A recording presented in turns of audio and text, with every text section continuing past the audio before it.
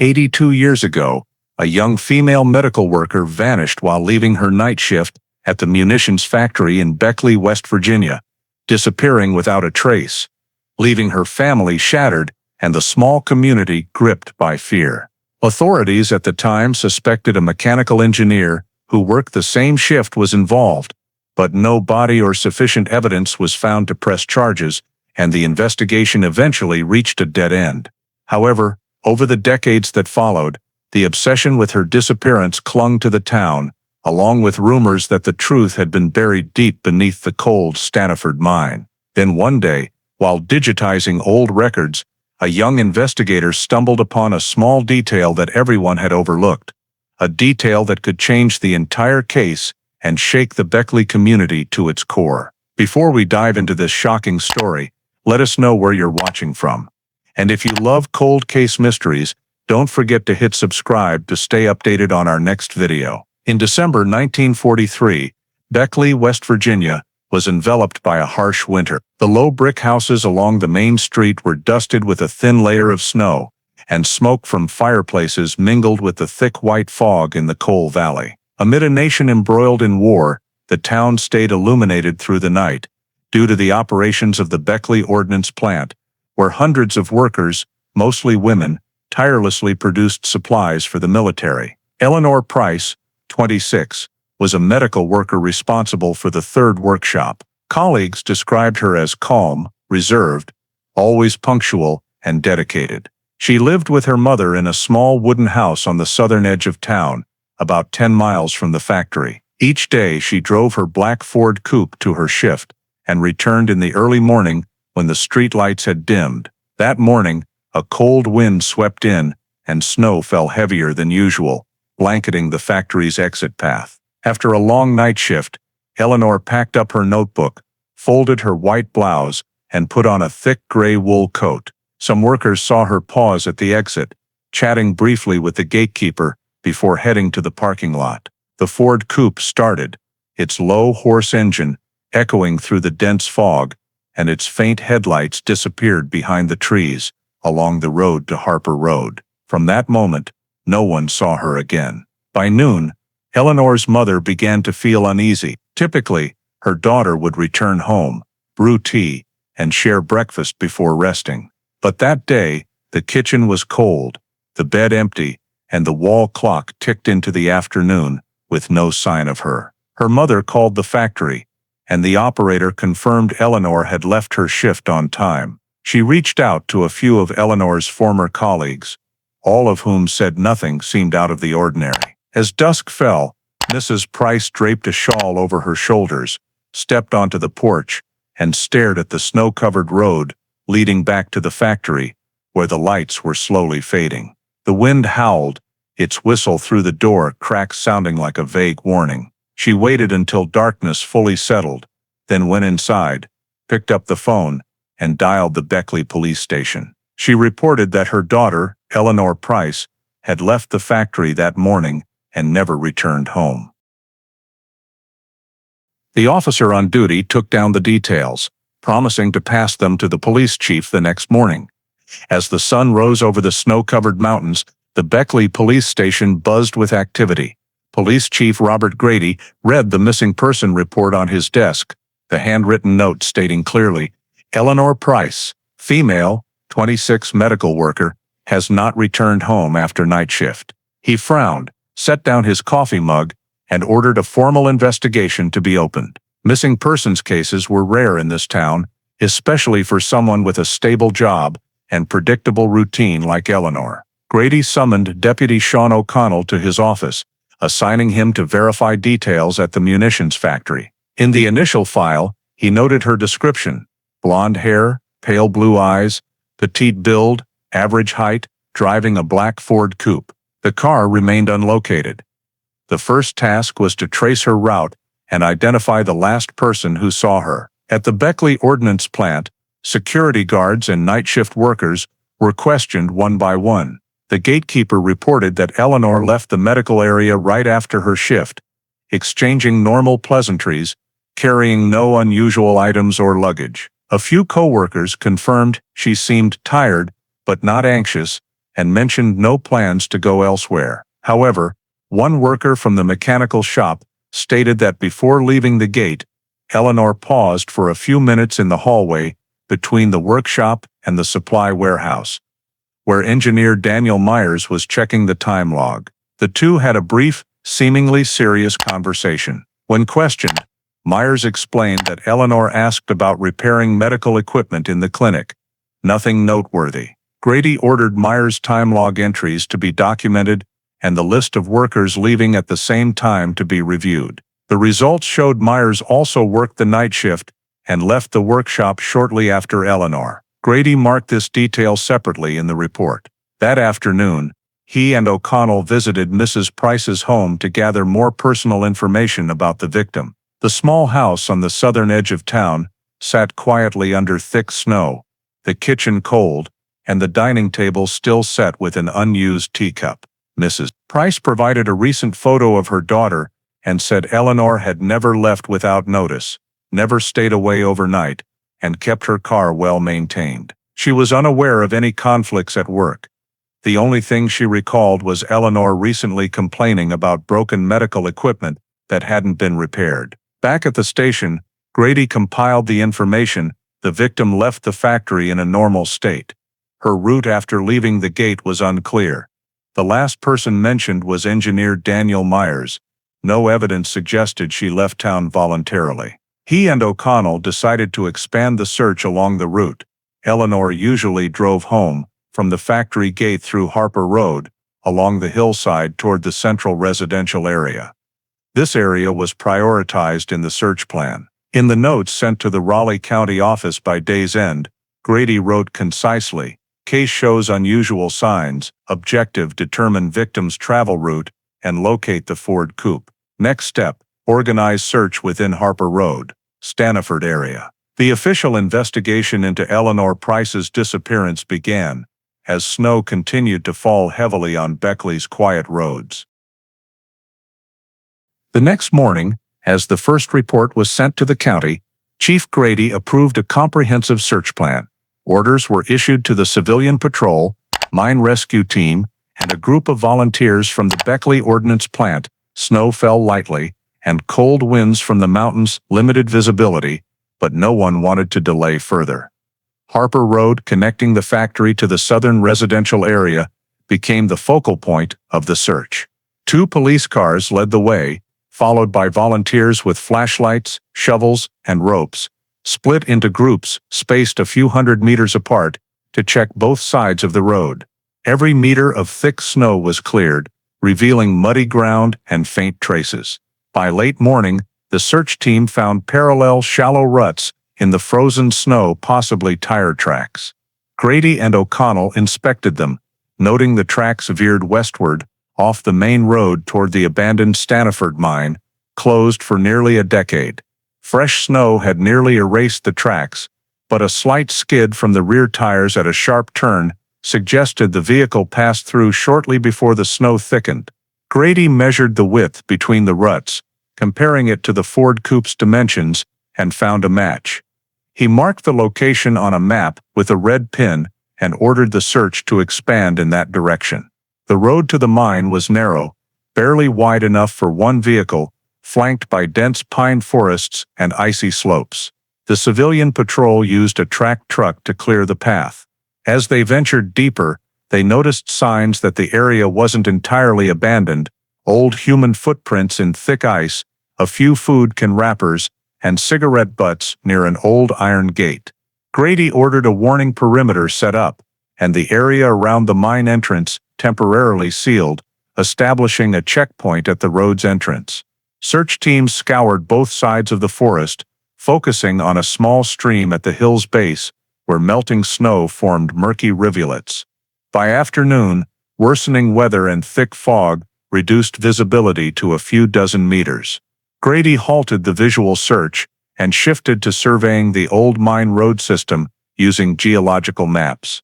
At a temporary command post at the head of Harper Road, he spread out an old map from the mining department, identifying 3 main sealed tunnels from 1933 and an auxiliary truck road leading to an abandoned coal storage yard. In a brief report, he noted, "Tire tracks lead toward Stanaford mine. Priority, inspect mine entrance and auxiliary truck road area." That evening, the teams returned with a few items found in the snow: a rusted metal piece shaped like a car door handle, a torn fabric strip, and some rubber scraps. O'Connell suggested they might be debris from the mine's active days, but Grady ordered everything preserved for comparison. He had the scene photographed, locations documented, and a report copy sent to the county office. The next morning, with the snow paused, the search resumed. This time, they brought trained dogs from the Raleigh County Canine Unit. The dogs followed the old tire tracks, barking loudly near the iron fence around the mine entrance. The area was covered in snow and overgrown weeds, with the rusted gate nearly broken. A team cleared snow and debris to access the entrance, while Grady cordoned off a 1-mile radius. All they found by day's end were faint traces, disturbed soil patches, and a shared sense of unease in the frigid landscape. As darkness fell, Grady gathered the team at the temporary command post, announcing a pause until better lighting and technical support arrived. He wrote in his notebook, "High likelihood the victim traveled towards Stanaford mine. Tire tracks match Ford coupe. Area requires deeper inspection inside mine fence and auxiliary road to the tunnels." The search entered a critical phase, and the entire Stanaford mine area was listed for temporary lockdown by the Beckley County Police. On the third morning since the search began, the weather improved, snow stopped, and the gray sky was clear enough for teams to observe the terrain around the mine. The civilian patrol leading the effort spotted a dark object under thick snow less than 100 meters from the mine's fence.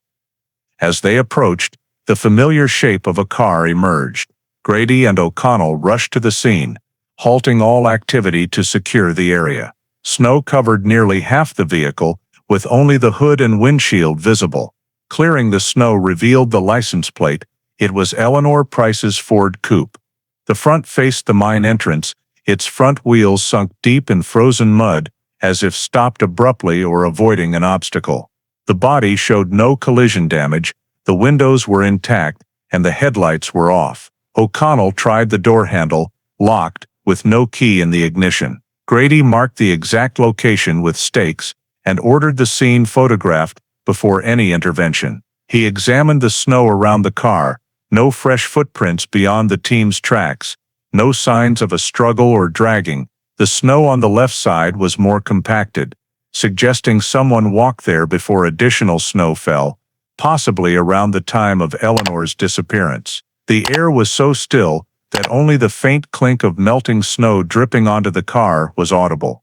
Using specialized tools to unlock the door, the team fell silent, observing the interior. Everything appeared normal, the seat upright, gear in neutral, no key, but a small notebook and an empty tin lunchbox lay on the passenger floor. A neatly folded gray wool coat, with a few melted snowflakes, rested on the back seat. No blood, no signs of a struggle, no foreign objects, just fine coal dust on the floor. Grady ordered the vehicle temporarily sealed and called for a tow from Beckley. While waiting, he and O'Connell searched a small radius around the car. They found disturbed soil at the road's edge near the mine, suggesting a vehicle skidded while turning. Nearby, a section of the old iron fence was broken, with rusted fragments scattered in the snow. Grady hypothesized the car stopped here, possibly lost or avoiding an obstacle, then was abandoned. He ordered the area photographed,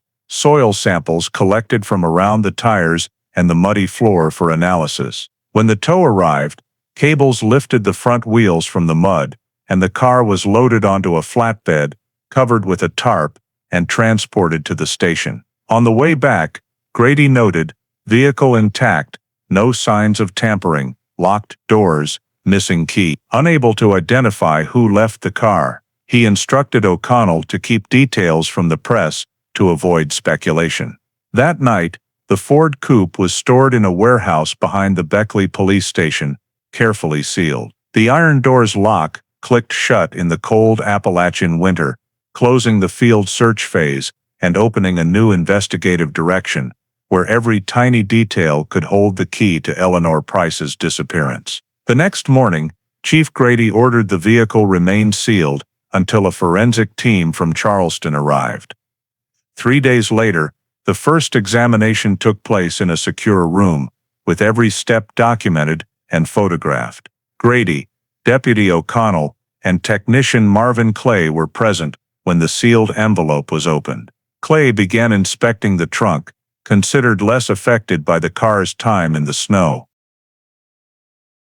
After removing the stiffened trunk lining, they found items tucked in a corner: a hastily folded red t-shirt with a faded Mickey Mouse logo, a pair of gray cloth gloves with dark oil stains, and a few long blonde hairs caught in the fabric's edge. Grady ordered each item separated, numbered, and logged with its exact position, then placed in evidence bags. The gloves reeked of industrial oil, sharp and sticky, indicating it hadn't fully dried when left. Under light, the fabric's surface shimmered, reflecting the greasy sheen of machine lubricant. Clay noted, mineral oil-like substance, possibly equipment maintenance grease. O'Connell quietly remarked that such oil was commonly used in the factory's mechanical department. Grady immediately contacted the Beckley ordnance supervisor to confirm. That afternoon, a written response arrived. The factory used 2 main types of lubricant, only one matching the dark, pungent oil on the gloves, maintenance grease for lathes, issued solely to the mechanical workshop and equipment repair room. The report listed those with access to the oil: 4 engineers, 2 maintenance workers, and the technical supervisor. The first name listed was Daniel Myers, the night shift engineer. While awaiting analysis results, Grady ordered a thorough review of other details. The red t-shirt, pre-war fine cotton, was larger than Eleanor's size. When unfolded, the collar showed heavy stretching, with a small tear at the right shoulder. 2 black oil spots, matching the gloves, stained the fabric. The inner lining held a few blonde hairs, similar to those found earlier. All items were packaged separately and sent to a Charleston lab for fiber and contaminant analysis. Grady insisted on confidentiality to prevent leaks to the factory or press, as all evidence remained circumstantial. Parallel to the forensic examination, Grady ordered a review of records related to equipment maintenance at the factory. According to the logbook, the day before Eleanor's disappearance, the medical unit had requested repairs for a malfunctioning sterilizer, and the assigned engineer was Daniel Myers. He visited the medical unit mid-shift, signed the work order, but did not record his departure time. This detail caught Grady's attention.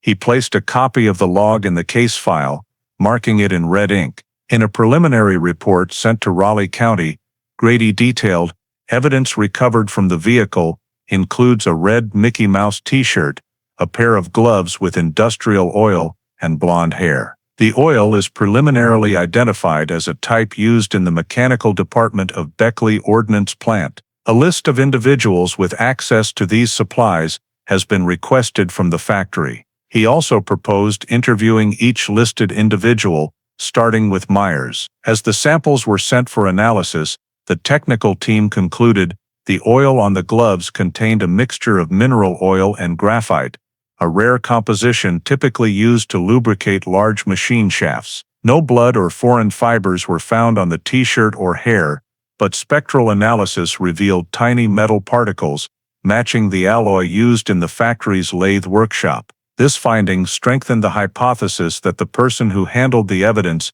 had a direct connection to the factory's mechanical department. Grady compiled all documents in a thick case file, writing succinctly on the cover, "First physical link between the victim and the mechanical department."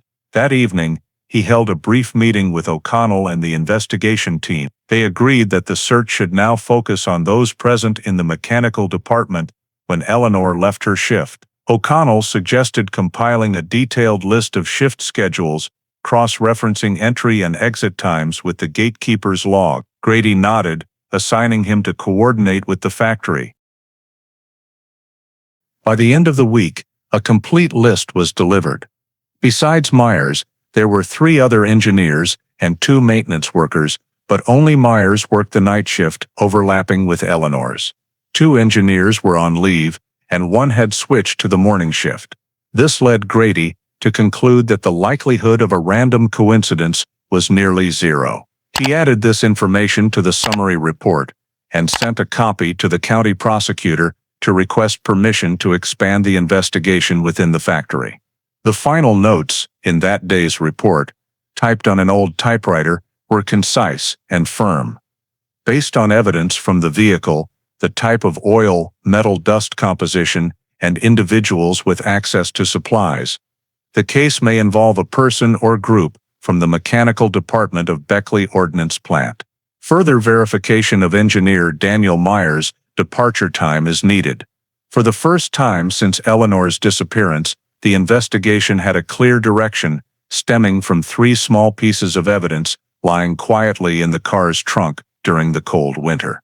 2 days after receiving the preliminary analysis from the technical team, Chief Robert Grady decided to summon Daniel Myers to the Beckley station for questioning.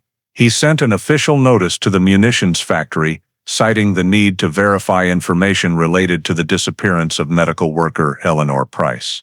That afternoon, Myers arrived on time, dressed in a gray engineer's uniform, a heavy coat, and holding a hard hat.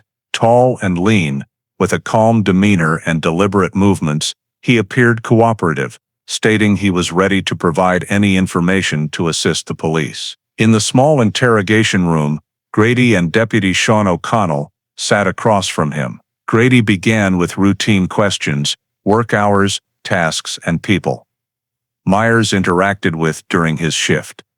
Myers answered clearly, his voice steady like a technical report. He confirmed working the night shift when Eleanor disappeared, staying in the mechanical department to repair a lathe's drive system, and leaving the factory after completing his tasks. When Grady asked specifically about his departure time, Myers said around 4 in the morning, but when O'Connell presented a copy of the time log, the entry, 5:45, was written in darker, newer ink compared to other entries. Myers glanced at it and said he might have signed again the next morning because he forgot to log the time. The response prompted a glance between the 2 officers. Grady noted it without reacting, but suspicion began forming in his mind. When asked about his conversation with Eleanor that night, Myers explained she approached him to check on the sterilizer in the medical unit. He agreed, inspected the equipment, and returned to the mechanical department shortly after. She only asked one question about repair timing. "Nothing more," Myers said. When Grady asked if anyone saw them talking, Myers replied, "Probably a few people in the workshop," mentioning worker Frank Willis, who had indeed witnessed it. His account matched prior statements, but his confident delivery made Grady feel it was rehearsed. When O'Connell asked about the industrial oil found in Eleanor's car, Myers stated all engineers could access that oil, and he didn't know why it was in the vehicle. "I work with oil daily. It could be from someone else's hands," he said, maintaining eye contact. Grady shifted to the Mickey Mouse t-shirt. "Have you seen this shirt at the factory?" Myers paused, then shook his head, saying the factory prohibited bright clothing, and he never saw it anywhere. Each answer was plausible, but offered no clarity. After nearly 2 hours, the interrogation ended. Grady had the transcript printed and asked Myers to sign it. As Myers stood, Grady noticed an old scar running from his wrist to near his elbow, a common injury for mechanics working with heavy machinery. He jotted this in his personal notebook. Before leaving, Myers asked softly, "Can I return to the factory?" Grady nodded. "You're not charged with anything.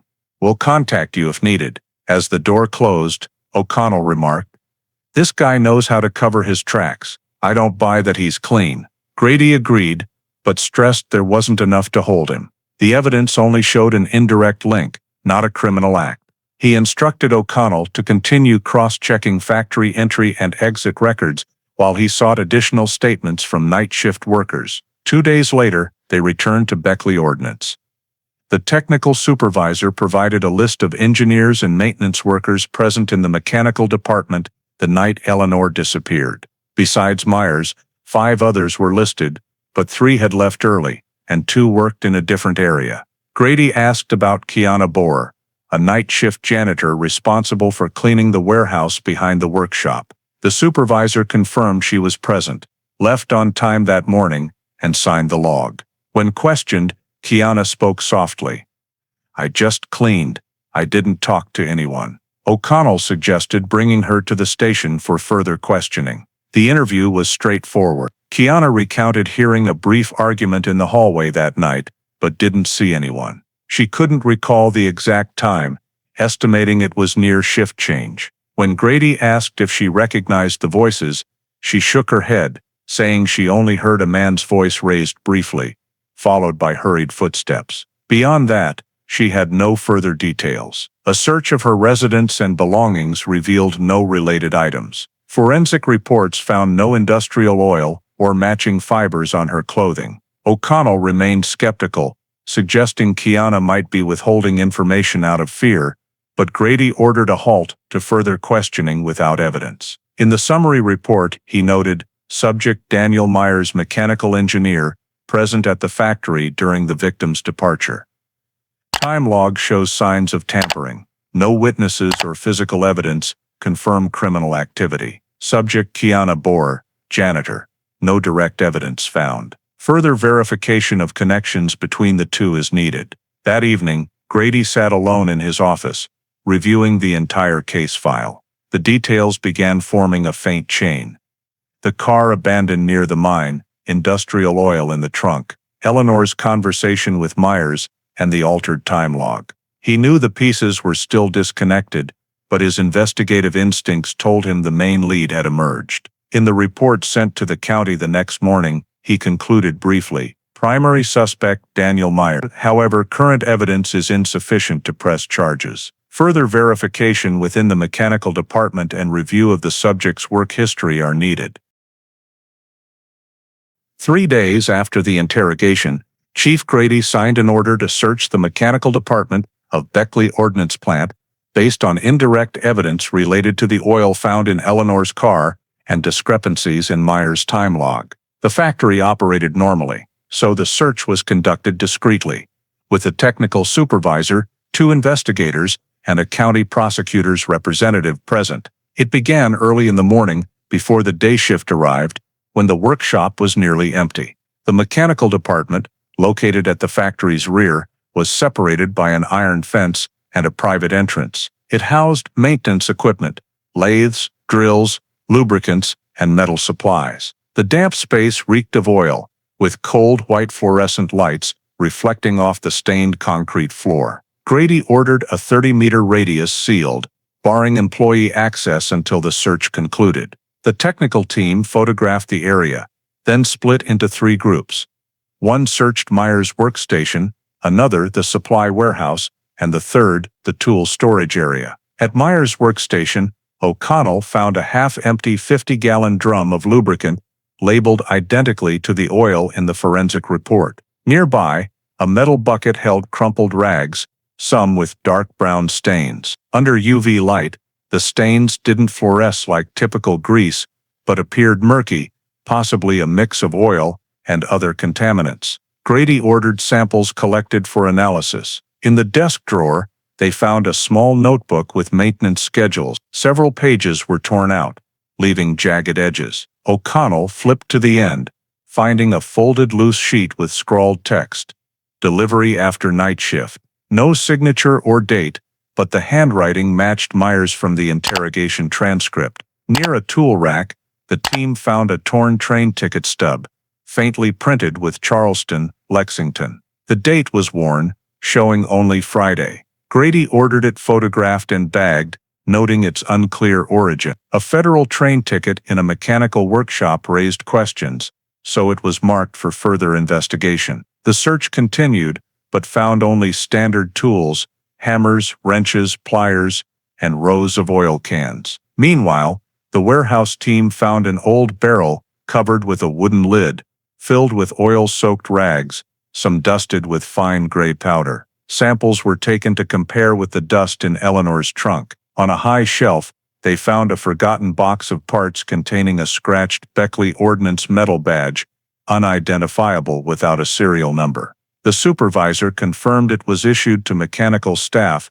but couldn't trace its owner. By mid-morning, the team documented all findings, sealing the evidence.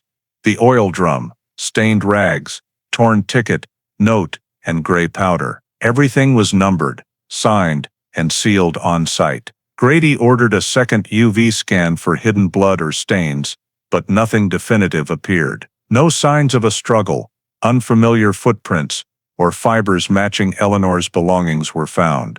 The evidence remained fragmented, insufficient for charges. As the search ended, Grady stood quietly at Myers' desk, noting its excessive tidiness, tools aligned perfectly, the surface dust-free. He recognized this order as a sign of preparation, not habit. In the report to Raleigh County, he wrote, "The mechanical department search found no direct physical evidence of a crime. However, irregularities persist, items of unclear origin, signs of thorough cleaning, and oil matching factory supplies. Further analysis of the stain samples is needed to determine specific components." That afternoon, as they left the factory, snow began falling lightly. O'Connell drove silently, remarking only as they passed the gate, "If he's guilty, this place was just cleaned to cover it." Grady didn't respond, staring out at the snowflakes settling on the factory's steel fence, obscuring the freshly painted restricted area sign. In his mind, the small details, the note, torn ticket, empty oil drum, formed an unresolved chain of questions. The investigation entered a quieter phase, as physical evidence reached the limits of what was visible. 2 months passed since Eleanor Price's Ford coupe was found, and since the mechanical department search, the investigation stalled. The samples, oil, rags, ticket stub, note, were sent to Charleston's lab, but results only confirmed what Grady already knew: the oil was standard industrial lubricant, with no blood or identifiable DNA. The brown stains on the rags were a mix of grease, coal dust, and metal rust, not human blood. The note and ticket stub offered no forensic value. The ink was faded, the paper degraded, untraceable. Every promising lead ended in speculation. During this time, Grady and O'Connell re-interviewed witnesses and searched the Stanaford mine area again, but found nothing. Canine searches yielded no results. Heavy winter snow buried any remaining traces. The factory operated as usual, the hum of lathes and clanging of hammers echoing as if no one had vanished. A sense of deadlock enveloped the Beckley police station. In March 1944, Raleigh County sent a memo requesting a progress report. It included a brief but clear directive: no clear evidence of a crime detected. Recommend suspending the investigation until new evidence emerges. The words were gentle, but to Grady they were an order to close the case. He knew the small town's investigation budget was limited, and the war consumed most of the state's resources. Continuing to pursue a missing woman without clear evidence of a crime was unlikely to be approved. Grady delayed by submitting periodic reports, hoping for new data or testimony. He had the list of workers who left the factory that week reviewed, but no new suspects emerged. Myers remained calm, attending work regularly, showing no changes in residence or behavior. When O'Connell suggested covert surveillance, Grady shook his head. They lacked legal grounds. Kiana Boer, the janitor, provided no further useful details. By mid-April, the snow melted and spring arrived, but for the investigation team, it only marked more time lost without progress. The Eleanor Price case file grew to hundreds of pages, transcripts, photos, forensic reports, but no piece led to a resolution. County officials repeatedly called, urging closure, emphasizing that the case shows no signs of a crime, only a voluntary disappearance or undetermined accident. These brief conversations ended in heavy silence. In the final days before the closing report, Grady sat alone in his office, reviewing old notes. He lingered longest on the first report, which stated, "Last seen by Daniel Myers." He lightly underlined it in pencil, but added nothing more. His instincts told him the story wasn't over, but experience and reality forced him to accept the limits. No witnesses, no physical evidence, no clear crime, just vague suspicions. On April 28, 1944, Grady signed the final report to the county. It stated, after 2 months of investigation, no concrete evidence confirms a crime or the victim's whereabouts. Eleanor Price. Case status: missing. Cause undetermined. He stamped it in red, filed the documents in a thick folder, and labeled it closed file. One copy was kept at the Beckley station, another sent to the county office. That evening, Grady returned home late. On the way, he stopped his car at the edge of the forest, where the peak of the Stanaford mine loomed faintly in the fog. The previous year's snow had melted, leaving only patches of wet, mottled soil. He sat in silence for a moment, lit a cigarette but didn't smoke it, then folded his final note into his notebook. No new progress. Case classified as missing, undetermined. It was the only way to close a story that never truly had an ending, at least on paper. But in his mind, the Eleanor Price case was never truly over. It was merely buried temporarily, like the thick mud still covering the mine entrance where her car was found. After the Eleanor Price case was closed, all documents were neatly filed in a thick folder, labeled 4317A, and placed on a wooden shelf in the Beckley police station's archive. Each year, new layers of dust settled on the folder. As the war ended, people focused on demobilization and rebuilding the factory. Then another war came. The small town gradually changed. The munitions factory was converted into a civilian machining plant. The Stanaford mine was permanently sealed, and those involved in the investigation, Grady and O'Connell included, retired. Eleanor's missing person case, like many other unsolved cases, lay dormant in the shadows. By the late 1950s, the Beckley police station relocated to a new building on Main Street. During the move, hundreds of old files were loaded onto trucks and taken to the basement of the new facility. There, they were roughly sorted by year and case type, with no one recalling exactly which was which. Eleanor Price's file was mistakenly placed in the undetermined cases 1940-1949 group, alongside reports of stolen vehicles, petty thefts, and a few mine accidents. For the next 3 decades, no one touched it. Her name faded from the town's memory, save for a few faint lines in old local newspapers. In the early 1970s, when the archive began deteriorating due to mold, a major inventory was conducted. Many documents were discarded, transferred, or destroyed. Eleanor Price's file escaped destruction thanks to a small note in green ink on the folder's corner. Missing case. Suspicious elements. The handwriting was identified as Deputy Sean O'Connell's, who had assisted Robert Grady and passed away years earlier. His familiar script prompted archivists to preserve it. The file was rewrapped in oil paper, placed in a wooden box with other documents, sealed and stored deep in the archive. Time marched on. In 1985, during another police station relocation for renovations, archivists found the wooden box. The seal had darkened, the binding twine rotted, and the paper label was barely legible. Price, 1943. Upon inspection, they found aging documents inside, interrogation transcripts, photos of the snow-covered Ford coupe, a Stanaford mine map, and loose notes. Among them were 2 small photos, one of Eleanor, taken in the factory's medical room, with a faint smile, the other of Daniel Myers in his engineer's uniform. On the back of Myers' photo, handwritten in pencil was, "Don't believe he's innocent." Below it the initials, S.O. Sean O'Connell's. The archivist at the time, an aging lieutenant named Harold Bennett, logged this find in the inventory. He noticed another paper clipped inside, seemingly O'Connell's personal note. Time log altered, no witnesses. Myers too calm. Grady halted investigation, disagreed, but orders from above. The brief note revealed an internal disagreement, previously unknown.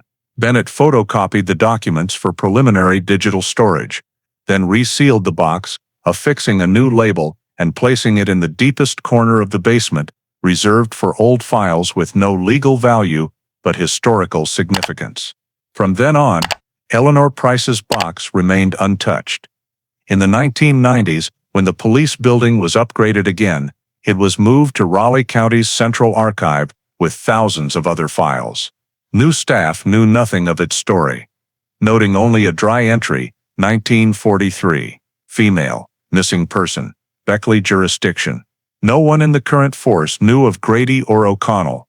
In the digital catalog, the file was just a faint code among tens of thousands of old cases.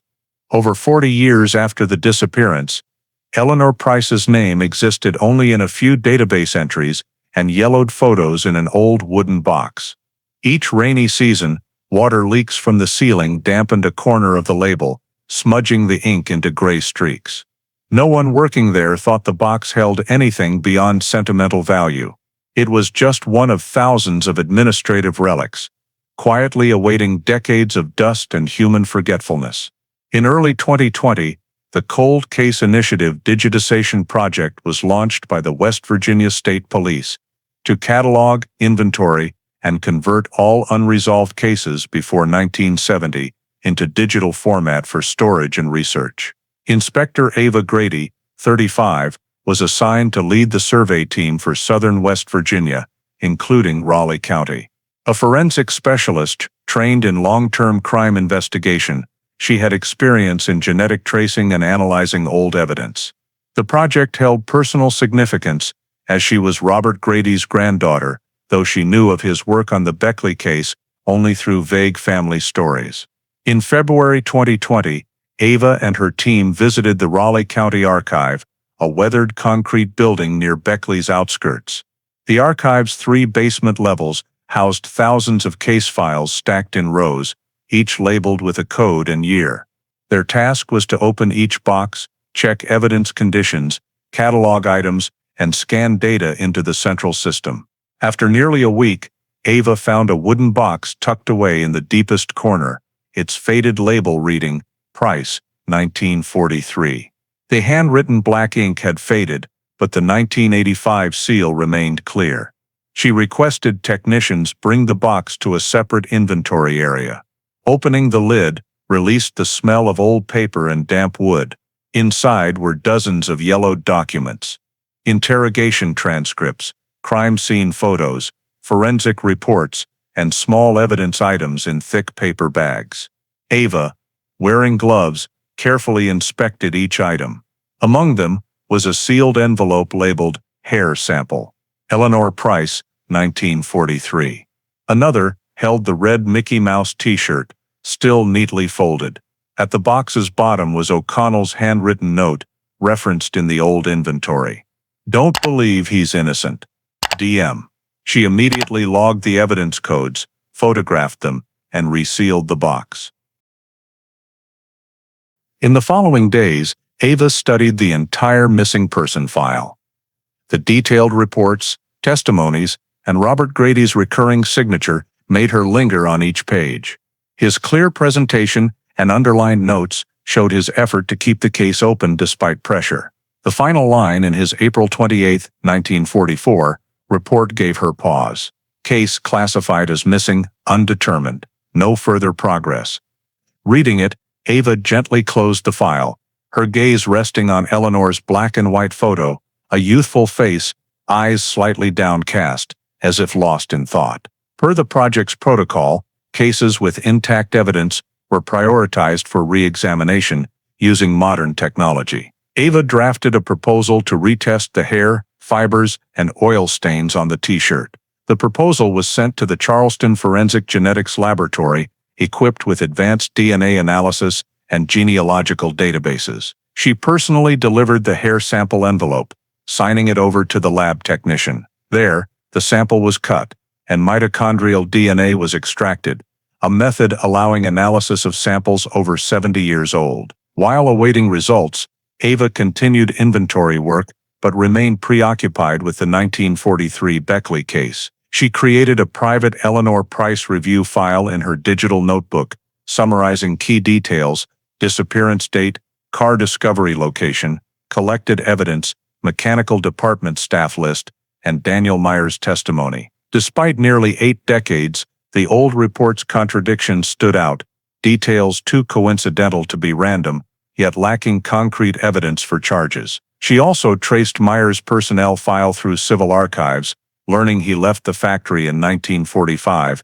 died in Kentucky in 1968, had no criminal record, but his file had gaps, especially for 1943, 1944. Ava noted this for further review if the forensic results proved significant. 3 weeks later, the lab reported that DNA extraction exceeded expectations. Despite the hare's age, they obtained a complete mitochondrial DNA sequence. The sequence was entered into the combined DNA index system to match against national and civilian genealogical databases, including distant relatives. This was a breakthrough Robert Grady's generation never had, the ability to link old DNA to modern data. Ava authorized extended genealogical tracing, ensuring privacy compliance. While awaiting matches, Ava returned to the county archive to collect additional evidence: the note, train ticket stub, and mechanical department photos. Each was scanned in high resolution and stored centrally. She also found an unlisted document in the box,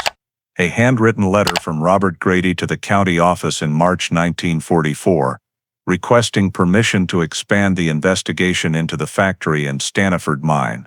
The folded letter, unmarked by a receipt stamp, was likely never sent. Ava reread it, recognizing her grandfather's final abandoned effort amid wartime constraints. By late March, preliminary results arrived from Charleston. The report stated, mitochondrial DNA from the 1943 hair sample traces to the Myers lineage from Kentucky, with a 99.7% match probability. Ava read it multiple times, a mix of shock and chills running through her. The name Myers resurfaced, the same man her grandfather suspected nearly 80 years ago. She carefully printed a copy, placed it beside Myers' old photo from the box, and wrote a brief note: confirmed genetic link. That late afternoon, as sunlight slanted through the archive's window, Ava sealed the box, affixed a new label, and signed it. Investigation reopened. Cold Case Project 2020. In her work log, she wrote the day's final entry, File 4317A, reopened after 77 years. Evidence intact. Hair sample sent for DNA analysis. Initial results indicate a link to the Myers lineage. Outside, March winds blew through bare trees before the building, carrying the lingering chill of winter, as if the past were slowly awakening from a long slumber. In early April 2020, the full genetic forensic report from Charleston Forensic Genetics Laboratory arrived on Inspector Ava Grady's desk. The nearly 100-page hardbound report bore the lab director's seal. In the opening summary, a bolded line stood out: mitochondrial DNA extracted from the 1943 hair sample matches the Myers lineage from Kentucky, with a 99.7% match probability. That brief sentence bridged two eras. A physical clue from nearly 80 years ago now spoke. Ava sat silently for a few minutes before turning the page. The detailed report noted that the hare's DNA traced through the maternal line, belonging to the same female lineage as living descendants in the Myers family. Using genealogical databases, the system identified the closest match as Robert Myers, Jr., born 1959, a pastor in Charleston, West Virginia. He was confirmed as Daniel Myers' grandson, the engineer at Beckley Ordnance Plant from 1942-1945. The genetic and geographic alignment made the result compelling. Ava studied the data tables and gene sequence charts, cross-referencing them with Myers' personnel file from the previous month. Daniel Myers, born 1911, Kentucky native, moved to Beckley in 1941, left the state in 1945. Died in 1968. Everything aligned perfectly. She promptly drafted a memo to the State Investigations Office, requesting expanded verification of Robert Myers, Jr. E's identity for genealogical cross-referencing. 2 days later, administrative results confirmed Robert Myers, Jr. had lived in Charleston for over 30 years, had no criminal record, managed a small church, and was the only living Myers family member in the state. His birth record listed his father as William Myers, Daniel Myers' eldest son. This lineage confirmed the genetic results' absolute accuracy. While identity verification proceeded, the Charleston lab tested the second piece of evidence, the red Mickey Mouse t-shirt from Eleanor Price's car trunk. The fabric was cleaned, and surface stains were analyzed using infrared spectroscopy and gas chromatography. The report revealed the black stains weren't typical oil, but a mix of industrial paint containing lead and zinc oxide used in maintenance paint for lathes at Beckley Ordnance Plant in 1943. 1944. The sample's unique alkyd resin matched archived factory technical records preserved in the U.S. Department of Defense database. Seeing the evidence connection strengthen, Ava compiled a 3-column comparison: evidence, forensic results, corresponding origin. First, hair sample. Mitochondrial DNA matches Myers' lineage. Second, red T-shirt, contains industrial paint unique to Beckley Ordnance Mechanical Workshop in 1943. Third, evidence source. Recovered from Eleanor Price's car trunk. The 3 lines formed a unified logical chain, reinforcing the suspicions left unresolved in Robert Grady's original file. The forensic report also confirmed the paint contained rare impurities specific to the No. 2 Mechanical Workshop, where Daniel Myers worked. Forensic experts estimated the chance of random coincidence at under 0.01%. This meant only someone directly handling paint in that area could leave such a trace. Ava marked this in red ink, noting briefly, "Direct link to Myers' assigned area." In the following afternoons, she spent hours reviewing old records, cross-checking every detail. A 1943 crime scene photo showed a paint scratch on the right side of Eleanor's Ford coupe, a detail prior generations couldn't analyze. Using digital scanning to enlarge the image, Ava noticed the paint's metallic sheen matched the T-shirt sample. She added the image to the updated report as supporting visual evidence. On April 14, the first meeting between the State Police investigation team and lab representatives was held in Charleston. Ava presented the findings to the panel: DNA matching the Myers lineage, the T-shirt with workshop-specific paint, and historical data placing Myers at the factory during Eleanor's disappearance. The room fell silent as she read the final line: "There is no doubt Daniel Myers was the only person with the physical and professional conditions to leave these traces." The meeting minutes were signed and sent to the state prosecutor's office to consider reopening the case for a special investigation. That evening, Ava returned to her hotel, reopening the old photo of Myers, a middle-aged man with cold eyes and a calm expression. Under the desk lamp, she felt the gap between past and present was just a thin layer of dust on paper. The DNA results were not only scientific, but a validation of suspicions forgotten for nearly 80 years. She opened her work log, writing the day's final note: forensic analysis complete. Hair DNA matches Myers' lineage. T-shirt evidence confirms industrial origin from Beckley Ordnance Mechanical Workshop. All support initial suspicions about Daniel Myers. The night in Charleston was quiet, with sparse traffic on the road outside the hotel. Ava closed the file, looking out the window where city lights cast a golden glow on the gray sky. In that moment, she knew the Eleanor Price case had officially left its hopeless status in the state's judicial history. The evidence had returned, and with it, the name Daniel Myers, no longer just a faded line in an old file, but the centerpiece of a truth slowly being restored. After the genetic forensic results were confirmed, and the evidence regarding the industrial paint was solidified, Inspector Ava Grady's investigation team moved to the next step: reconstructing Eleanor Price's journey on that winter morning in 1943, to pinpoint the exact route she took and the final location where her Ford coupe came to a stop. The goal of this phase was not only to strengthen the hypothesis, but also to search for any remaining traces in the Stanaford mine area, where Chief Robert Grady had sealed off the site 80 years earlier. Ava began with the original documents: a 1943 Beckley administrative map, National Weather Service reports, and gatekeeper logs from the Beckley Ordnance Plant preserved in the case file. On the dust-covered map, she traced the route from the munitions factory to the southern residential area, the path Eleanor took home each morning. The route spanned about 10 miles, cutting through Harper Road, before turning east along the hillside where the abandoned Stanaford mine's entrance lay. From weather data for December 14, 1943, she learned that the morning brought light sleet, reduced visibility, and strong northeast winds, conditions that could force a tired driver to stop and seek shelter. These details were fed into a computer-simulated route model, combined with current terrain elevation data. Based on the gatekeeper's 1943 report, Eleanor left the factory alone immediately after her shift, with the log noting her departure around 6 a.m. Just as snow began falling heavily. From the factory gate, she would have driven straight along Harper Road for about 6 miles to reach home. But 1944 reports noted tire tracks veering west, away from her home, toward the Stanaford Mines Auxiliary Road.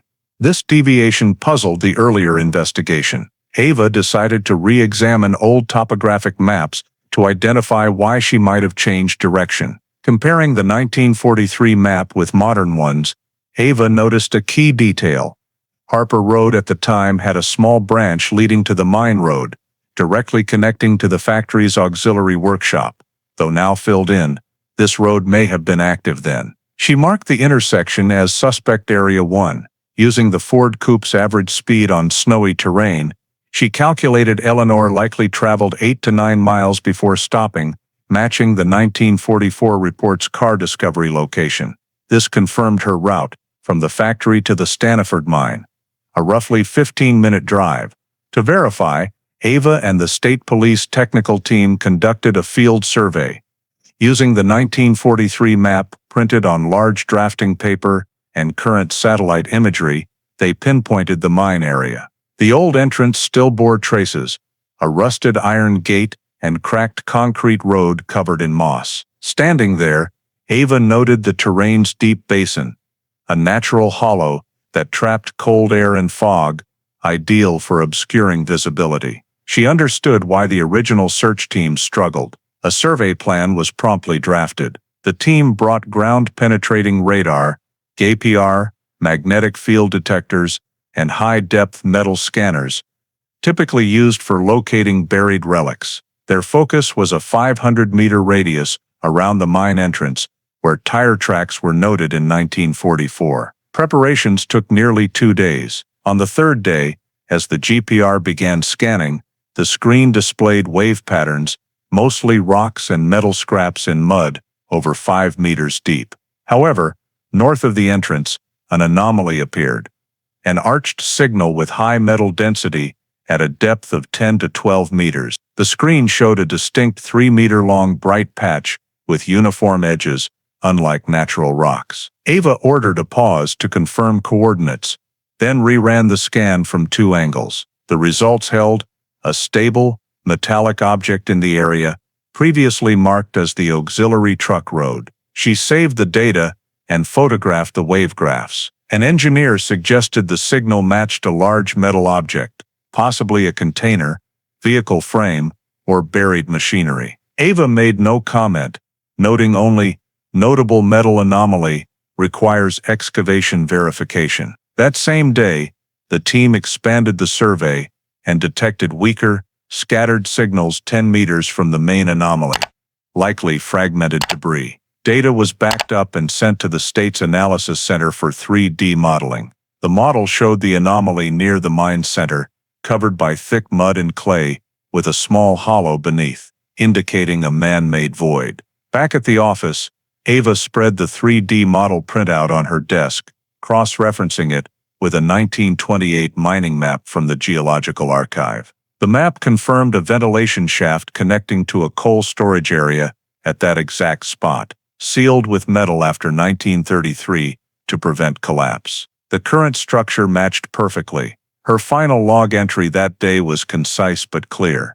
Stanaford Mine confirmed as the victim's final stop. GPR detected suspicious metal anomaly inside the mine, coordinates 37°45'14", 81°10'52". W. Recommend excavation and object inspection.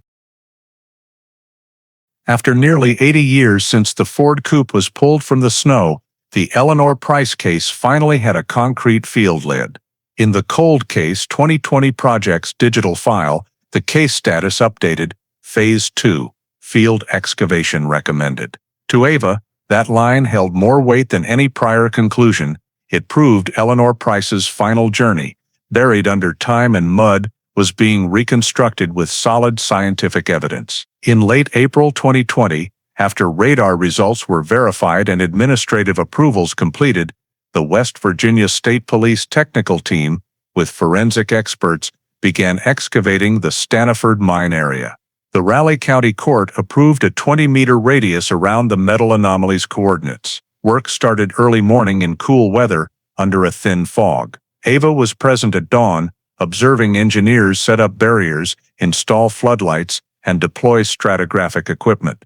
The site was divided into 3-meter square grids, each numbered for artifact logging. Excavation proceeded cautiously. The top half-meter of mud, rock fragments, and old coal was scooped and sifted through metal screens for small items. After nearly 3 hours, at a 10-meter depth, a shovel struck something solid. Clearing the mud revealed a rusted curved metal piece, part of an old ventilation shaft cover, as predicted by the radar model. Digging deeper, about half a meter down, the soil darkened, mixed with rotted fabric scraps. Brushing away mud, exposed a gray, uniformly curved object. The forensic technician halted machinery, switching to hand digging with trowels and brushes. After an hour, the object was a rusted, dented tin box. Inside were small items, a wristwatch with a broken face, hands stopped near 610, a keychain with a faint Ford etching, and red fabric scraps, likely remnants of the Mickey Mouse t-shirt. Beside the box was a gray wool coat, its collar decayed but sleeve buttons intact, matching the 1943 case description. Ava recognized it from her grandfather's report over 70 years ago. At 11 meters, the team uncovered human skeletal remains. The skull was tilted, fractured on one side, with intact cervical vertebrae. Nearby were small fabric pieces with dark oil stains, similar to those on the t-shirt. Excavation continued until late afternoon, with the bones, relatively intact, carefully collected into preservation boxes. The site was marked Layer 3B, 10.8 m, photographed panoramically, before closing the scene report. The remains and artifacts were sent to the West Virginia State Forensic Laboratory in Charleston. Initial analysis showed the skull had a 3-centimeter fracture on the left forehead, with edges indicating fresh bone damage at the time of injury. The 4th and 5th right ribs had small cracks, possibly from blunt impact. Mud residue in the chest cavity showed no stab wounds. Based on bone structure, the forensic pathologist identified the victim as female, age 25, 30, approximately 1.62 meters tall, fully matching Eleanor Price's profile. Skull and dental samples were extracted for nuclear and mitochondrial DNA. Comparison with the Price family's genetic records showed a 99.9% match. The conclusion stated, remains excavated at Stanaford Mine are Eleanor Price's, missing since December 1943. The forensic team also reported the cause of death, head trauma from a blunt object and mechanical asphyxiation. Lung cavity mud contained trace coal particles, suggesting the victim was still breathing when buried or trapped in an oxygen-deprived space. Evidence of death by burial or confinement. Artifacts were analyzed concurrently. Oil on the fabric and coat matched the industrial oil from Beckley Ordnance Mechanical Supply, identical to the glove oil, composed of mineral oil, graphite, and antioxidant additives, a formula exclusive to Myers' mechanical department. This was considered indirect technical evidence linking the victim to Myers' work environment during her disappearance. The broken watch was sent to a vintage watch expert who identified it as a 1939 mechanical model. Its hands stopped at approximately 6:12, likely due to impact jamming the mechanism. Cross-referenced with the gatekeeper's 6 a.m. departure log, the watch stopped minutes later, indicating the incident occurred almost immediately after Eleanor left the factory. At the post-forensic briefing, Ava presented the findings to the State Investigation Command. She emphasized that the artifacts, coat, t-shirt, oil, watch, keys, matched the 1943 file, and supported the theory that Eleanor met an incident at the Stanaford mine that night. Forensic data analysts reconstructed a likely sequence. Eleanor may have left her car, walked to the mine road, met or was lured by someone familiar. A confrontation caused her head injury, and she was dragged into an auxiliary tunnel and left there. Mud and metal debris from the tunnel's ceiling buried her body, rendering later searches futile. The final report, over 40 pages, was signed by 3 forensic experts and the lead investigator. Its bolded conclusion read, "Based on forensic results, the remains at Stanaford Mine are Eleanor Price's cause of death. Head trauma and mechanical asphyxiation. Oil samples and artifacts match materials from the mechanical department under engineer Daniel Myers in 1943. Signing the report receipt, Ava looked through the forensic lab's glass window, where sealed evidence boxes were neatly aligned. It felt like a circle closing. What her grandfather sought in vain was now tangible, each detail substantiated. In her work log, she wrote briefly, "Remains confirmed as Eleanor Price. Cause of death established. Oil traces and artifacts match Beckley Ordnance mechanical origin. Stanaford Mine is the confirmed scene." After nearly 80 years, Eleanor Price's disappearance crossed the boundary from suspicion to truth, entering the final phase of seeking justice. With forensic confirmation of the remains and the link between artifacts and Beckley Ordnance's mechanical department, Ava and the state team expanded their scope to Daniel Myers' descendants for further insight into his life. Post 1943. Civil records identified Robert Myers Jr., Daniel's grandson, as the key living relative. Born in 1959, he lived in Charleston as a pastor at a small church in the southern residential area. Initial contact was made through the diocese office, and Robert agreed to meet after learning the investigation concerned a historical case tied to his grandfather, about whom he knew little. The meeting took place at the West Virginia State Police Headquarters in early May 2020. Robert Myers Jr., in his 60s, lean with white hair and a calm gaze, brought an old leather briefcase. He placed it on the table, saying softly, "I knew this day would come. Maybe my family couldn't escape the past." Ava briefly outlined the investigation, presenting the genetic and excavated evidence. When she mentioned Eleanor Price, Robert nodded slowly, his face pensive. He said his father never spoke of the case, only that his grandfather, Daniel Myers, worked as an engineer at the wartime factory, moved to Kentucky, lived reclusively, and died in 1968. When Ava explained that the 1943 evidence mitochondrial DNA matched the Myers lineage and that the oil and artifacts tied to the mechanical department under Daniel's oversight, Robert fell silent for a long moment. He then opened his briefcase, pulling out a yellowed envelope, saying he'd kept it for years, but never dared read it closely. He found it in the 1990s while renovating, inside a forgotten family safe belonging to Daniel Myers, left in a basement for decades. He hadn't shared it, unsure of its value, but felt it belonged with those seeking the truth. The envelope contained 3 folded sheets. 2 were short notes in faded black ink. The third, a thin sheet with shaky slanted handwriting, suggested emotional distress. At the top was a single line, "I didn't mean to kill her." Below were fragmented thoughts, "No choice left. She knew, I just wanted silence." At the bottom was a partial signature, Daniel M., matching his handwriting from factory personnel files. Robert bowed his head, saying slowly, "I read that line many times, but didn't understand. Maybe my grandfather did something terrible he never dared confess." Ava received the envelope, signed a receipt, and sealed it as evidence. It was sent to the state's document and handwriting analysis unit for verification. Experts compared the note's handwriting to Daniel Myers' 1942, 1945 administrative signatures using stroke scanning and character frequency analysis. The report concluded 98.4% handwriting match, confirming the same author.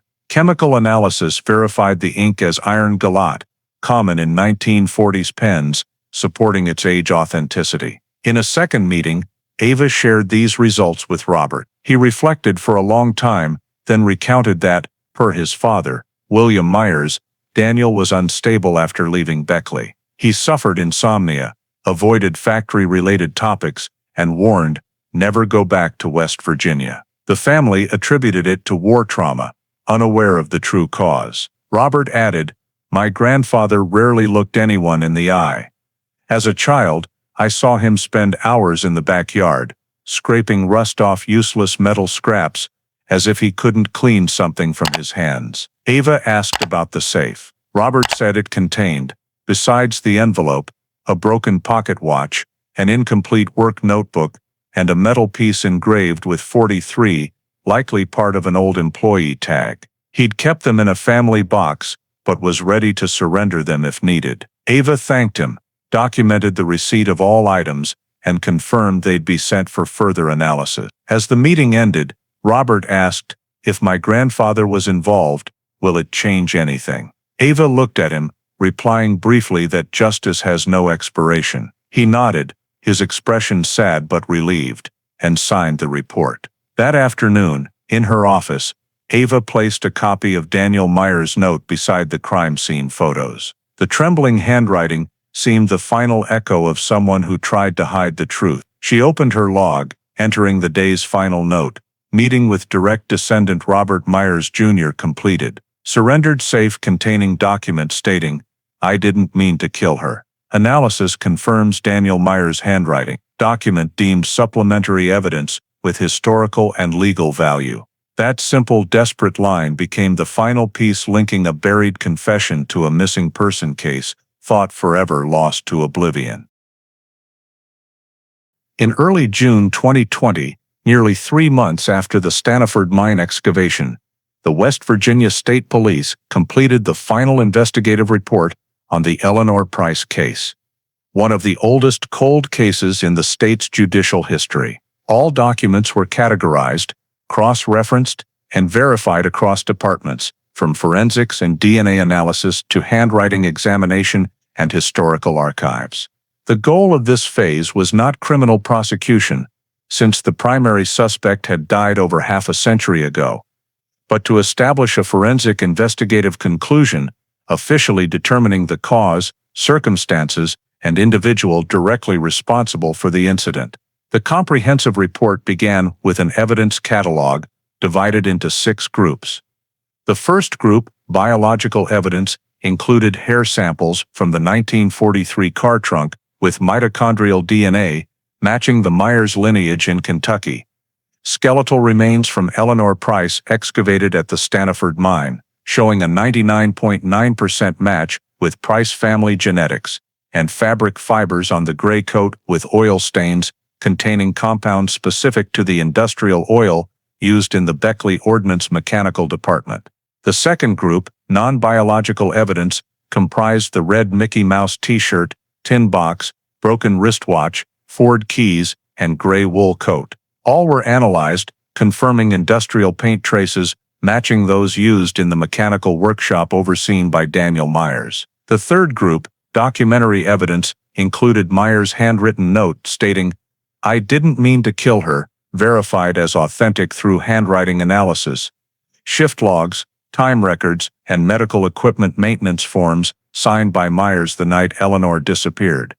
And an internal letter from Chief Robert Grady to the county office in 1944, requesting further investigation of the mechanical department, which was denied. The fourth group, indirect witness testimony, included statements from worker Frank Willis, who saw Myers and Eleanor talking before she left the factory, janitor Kiana Boer, who heard an argument in the hallway that night, and Robert Myers Jr., Myers' descendant, confirming the existence of the note and family safe. The fifth group, forensic and technical findings, skull analysis confirmed death by head trauma and mechanical asphyxiation.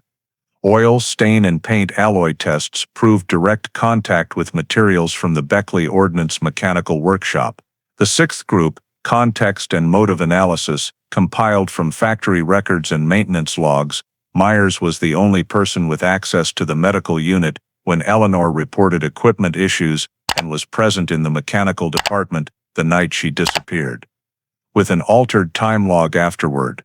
The report's analysis concluded that the evidence chain from DNA to documents formed a cohesive link, ruling out coincidence. The Myers lineage DNA in the hair from Eleanor's car proved direct contact with a Myers family member, namely Daniel Myers. Industrial paint and machine oil on the artifacts confirmed the contact occurred in the mechanical workshop. The handwritten note, analyzed psychologically and semantically, showed a structure typical of late confessions by individuals burdened by guilt but unable to disclose publicly. The evidence was arranged chronologically. Eleanor left the factory early morning, met Myers in the mechanical department hallway to discuss faulty equipment.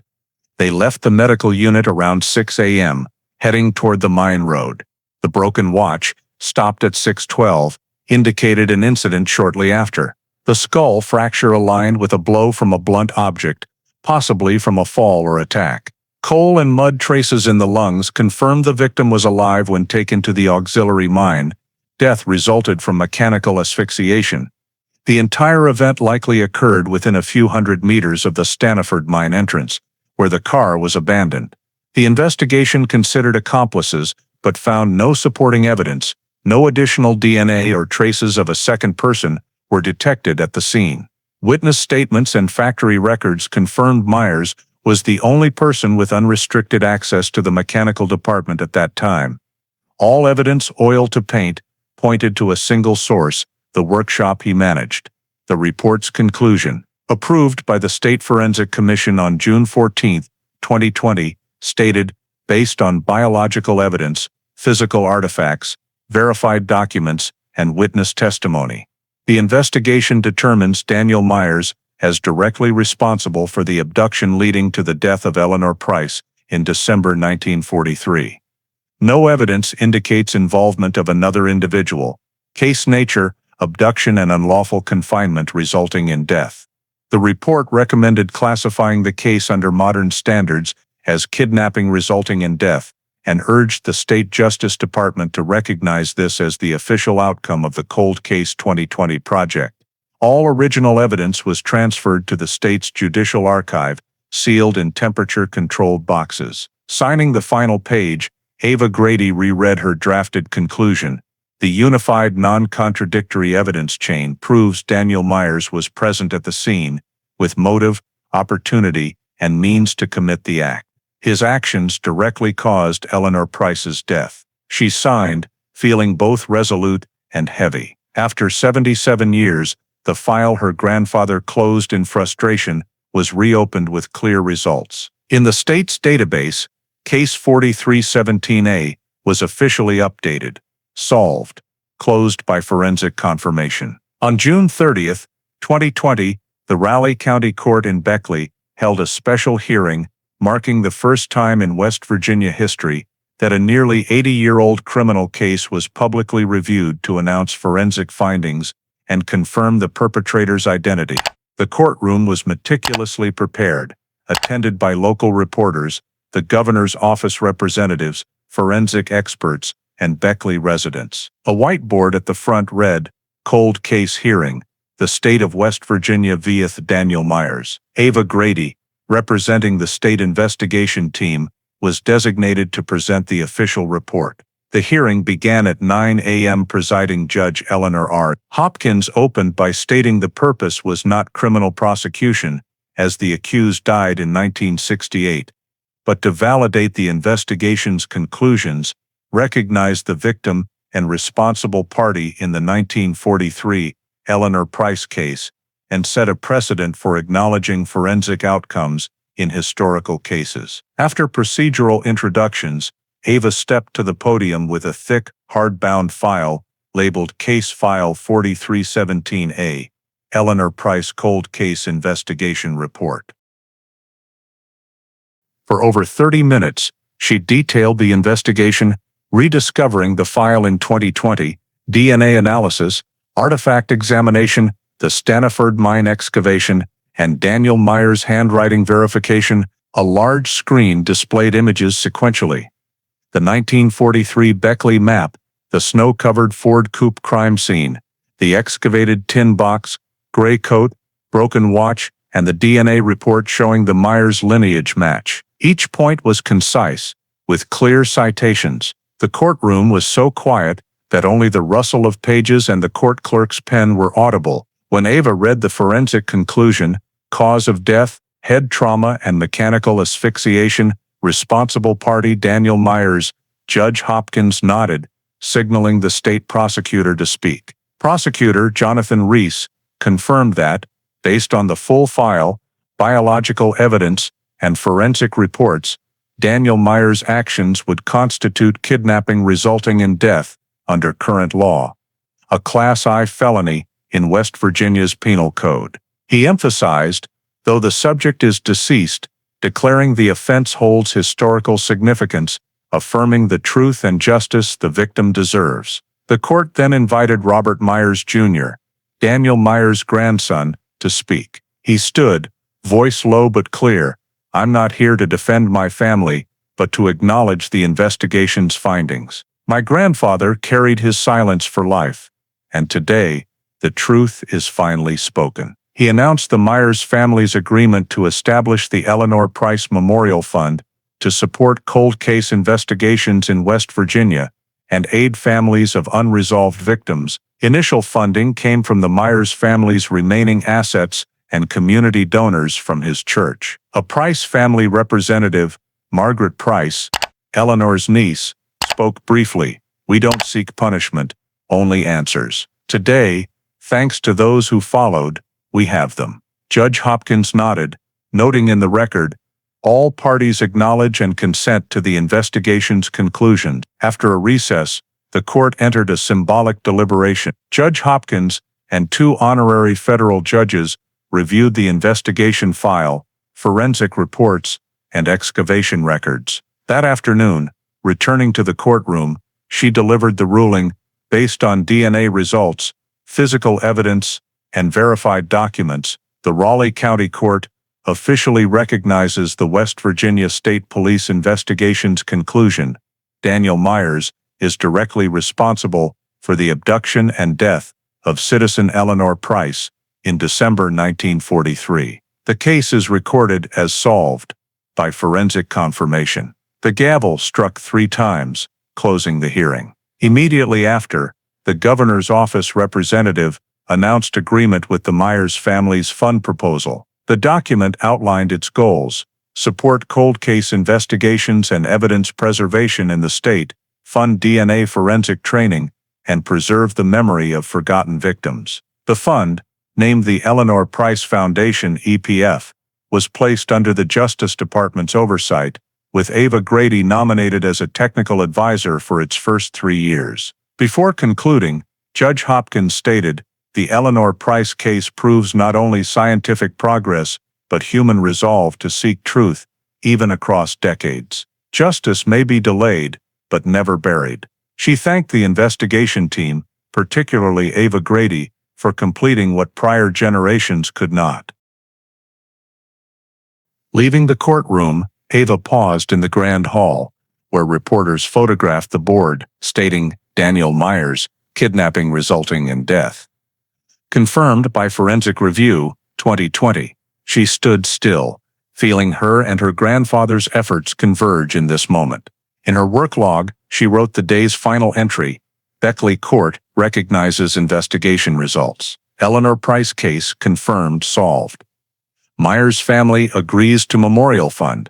Justice, though late, has its form. Outside, Beckley's sky was a rare clear blue, and a gentle afternoon breeze carried the scent of Appalachian trees, as if the small town had finally shed the weight of a secret dormant for nearly 80 years. 2 weeks after the Beckley hearing, the West Virginia State Police publicly released the Eleanor Price Investigation Conclusion Report. The over 100-page document, bound in dark green with gold lettering, West Virginia Department of Public Safety, Division of Cold Case Investigations, was the most comprehensive historical case report in the state.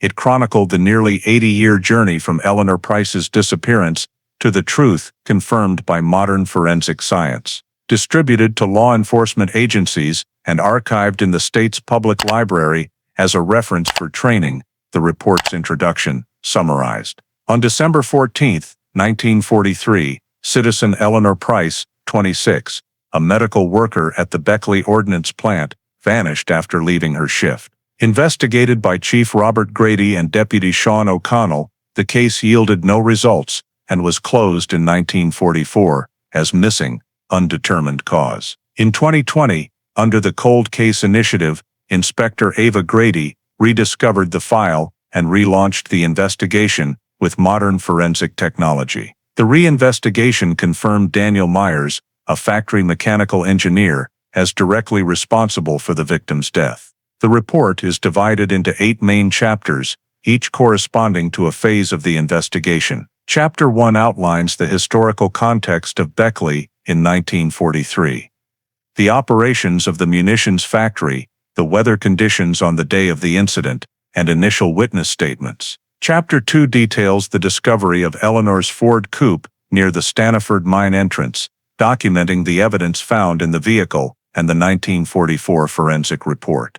Chapter 3 reconstructs the initial investigation's evidence collection, analysis, and preliminary conclusions, including an excerpt from Chief Robert Grady's letter to superiors, expressing frustration when the case was forced to close. The largest section, chapters 4 through 5, covers the modern investigation, led by Ava Grady. The report details technical steps, digitizing the case file, analyzing mitochondrial DNA from the hair sample, genealogical cross-referencing, excavating the Stanaford mine, and examining the remains. An appendix includes 42 data tables and 67 illustrative images, such as excavation site photos, DNA sequence charts, diagrams of the Beckley Ordnance Mechanical Workshop, and a photograph of the handwritten note stating, "I didn't mean to kill her." Technical annotations describe the DNA extraction from aged samples, handwriting verification process, and a simulated victim's route, based on geographic data. The forensic conclusion section, spanning nearly 20 pages, is presented in rigorous scientific language. 1. The hair sample DNA from the victim's Ford coupe trunk matches the Myers lineage, mitochondrial DNA, confirming a biological link to a direct Myers family member, Daniel Myers. 2. Bone and dental samples from the Stanaford mine remains match the Price family DNA at 99.9%, confirming the victim's identity. 3. Industrial oil and paint compounds on the victim's t-shirt and coat match materials from the Beckley Ordnance Mechanical Workshop where Daniel Myers worked. 4. The handwritten note, verified as Myers, constitutes an indirect confession. 5. Cause of death, head trauma and mechanical asphyxiation. 6. No accomplice evidence, no additional DNA or traces of a second individual were found at the scene. The report concludes, based on all evidence, Daniel Myers is directly responsible for the abduction and death of Eleanor Price. The initial intent is undetermined, likely arising during a dispute. The crime occurred at the Stanaford mine area, Beckley, West Virginia. The case is classified as solved, closed by forensic confirmation. The final appendix addresses legal commentary and societal impact. State Justice Institute experts emphasized that the Eleanor Price case sets a precedent for applying modern genetic forensics to cold cases. The ethical evaluation highlighted the efforts of 2 generations of investigators, Robert Grady and Ava Grady, as evidence of perseverance and integrity in the field. At the press conference announcing the report, State Police Director Samuel Riggs stated, "This document not only closes a case, but opens new approaches to hundreds of unresolved files. Justice sometimes takes time, but science brings it back." He presented the first printed copy to the Price family and a duplicate to the Eleanor Price Foundation, established post-hearing. Ava Grady stood behind the podium, silent as her name was mentioned in the report's acknowledgments. In that moment, she thought of her grandfather, who signed the no results report in 1944. 77 years later, beneath her name in the new report was "Case Solved, June 2020. She received a copy, the cover still smelling of fresh ink, and placed her hand on the line, affirming that justice for Eleanor Price no longer lay in history's shadows. That afternoon, Case File 4317A was officially moved to the Closed Files, Resolved Cases section of the state's judicial database. The updated note read, "Status solved. Offender Daniel Myers. Victim, Eleanor Price. Investigation led by Inspector Ava Grady." That was how the system closed a case, with a few simple lines. But for those who traveled this journey, each word crystallized 80 years of waiting, generations of investigators, and a single answer that truth, however long buried, would one day be recognized and named. In July 2020, weeks after the report's release, Beckley held a solemn memorial ceremony at the Central Square, once a gathering point for Beckley Ordnance plant workers during the war. Organized by local authorities and the Eleanor Price Foundation, it drew hundreds, including former police officers, law students, and relatives of the Price and Myers families. On the stage, a new memorial plaque read, "In memory of Eleanor Price, her story found its voice." Below it acknowledged the generations of investigators who pursued the case to its resolution. The ceremony began with a speech by Beckley Mayor Harold Winston, who noted that the city, once a wartime industrial symbol, also bore a small shadow that lingered for decades. He said, "We cannot change the past, but we can ensure it's understood and closed with truth." Beside him, Ava Grady, representing the state investigation team, received a commendation from the West Virginia governor for outstanding contributions to restoring historical justice. As she stepped to the podium, the crowd fell silent for a moment before erupting in prolonged applause. Ava spoke briefly. "Justice doesn't always come early, but it comes if we keep searching." The ceremony continued with a flower-laying ritual. The Price family placed a bouquet of white flowers before the plaque bearing Eleanor's name. Robert Myers Jr., Daniel Myers' grandson, approached with a single rose. He paused, bowed deeply, and whispered, "Please forgive my grandfather and the years of silence." The gesture moved many attendees, a symbol of closing, not just a case but a generations-long rift between two families. Concurrently, the West Virginia Justice Department designated the Eleanor Price case for the Cold Case Investigation Training Program, a course for state investigators and forensic specialists. The curriculum used excerpts from the 2020 report, detailing mitochondrial DNA tracing, long-term artifact excavation, and old handwriting verification techniques. The course introduction read, Case 4317A, a lesson in persistence, science, and integrity. Trainees studied the full file, reviewed crime scene images, and analyzed how the team connected 1943 data with modern technology, turning a hopeless case into a scientific triumph. The program became a standard model for neighboring states. West Virginia University in Morgantown launched a seminar on forensic genetics in historical investigations, centering on the Eleanor Price case. Experts from Charleston to Richmond hailed it as a landmark in genetic forensics for resolving historical cases. Journals like Forensic Science Today and Journal of Cold Case Studies published technical analyses on extracting DNA from 70-year-old hair and combining ground-penetrating radar with geological data to pinpoint the Stanaford mine scene. In Beckley, the Raleigh County History Museum opened a special exhibit,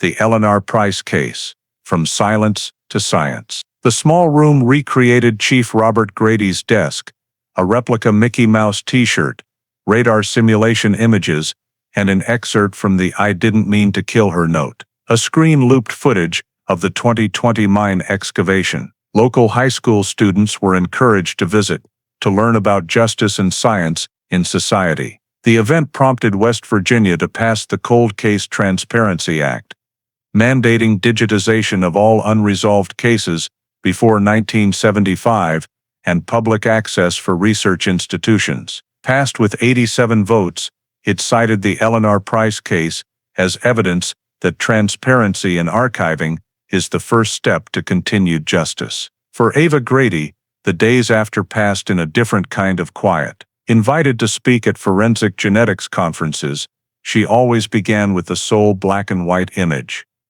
Eleanor Price in a white blouse outside the factory's medical room in 1943. All the scientific advances we discuss, she often said, exist because someone vanished and someone else refused to let it be meaningless. The State Police's 2020 annual report, called the Eleanor Price case, one of the greatest successes of genetic forensics in resolving historical crimes. In the year-end statistics, under solved cold cases, the first entry read, Case 4317A, Eleanor Price. Solved by forensic DNA and historical reconstruction, June 2020. That was how the U.S. justice system recorded a case by code, year, and method.